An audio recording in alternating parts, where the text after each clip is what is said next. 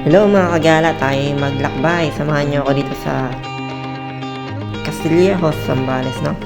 Dito yung sa Looc, sa Carmelites Monastery.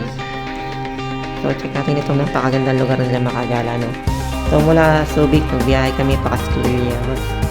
Then, kasama ko si Technics din mga kagala. Naliliko tayo dyan sa San Agustin, no? Sa kanto na yan. So, ikot lang tayo ng pagligitan, no? Maraming mga sasakyan. So yan, papaliko na tayo mga kagala sa kanto ng San Agustin, no? Diretsuhin lang natin yung mga kagala. Medyo mahaba-habang biyahe ng konti, no? Mga 10 to 15 minutes siguro yan. So yan yung mga madadaanan yung mga kagala, no? May ilang rough road ng konti, pero kadalasan maganda yung lugar ng mga kagala. Pinaka-road nila, no? So yan, nandito na tayo sa Looc mga kagala. Diretso lang natin hanggang sa makadaan tayo sa tulay na napakaganda. Yan, grabe. So diretso tayo mga kagala dito sa bandang kaliwa. So yan nga, nandito na tayo sa gate mga kagala. Yan, nandito na tayo sa Carmelite Monastery na. So first time natin nakapunta rito. Sobrang ganda pala dito. Para ka nasa Baguio, no? Napakataas ng lugar nila dito.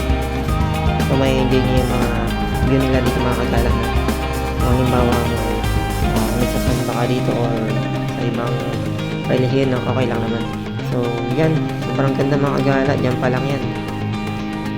So park tayo ng tagilid. So weekdays tayo dito punta mga kagala, no? Kaya medyo solo natin yung lugar. Hindi siya crowded, no? Then, pasukin na natin ito mga kagala, no? Mamunahan pa tayo.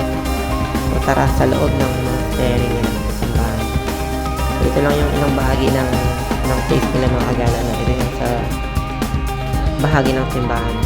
So, yan, maganda, sobra. Ngayon lang ulit nakapasok sa simbahan, no? After ng sobrang tagal. Grabe. So, paminsan, bisita rin tayo, no? Sa kung ano mang worship house na pinupunta natin, no? So dito nga mga kagala sa bandang labas nila, napakaganda naman yung garden nila, ng daming namumulaklak na halaman.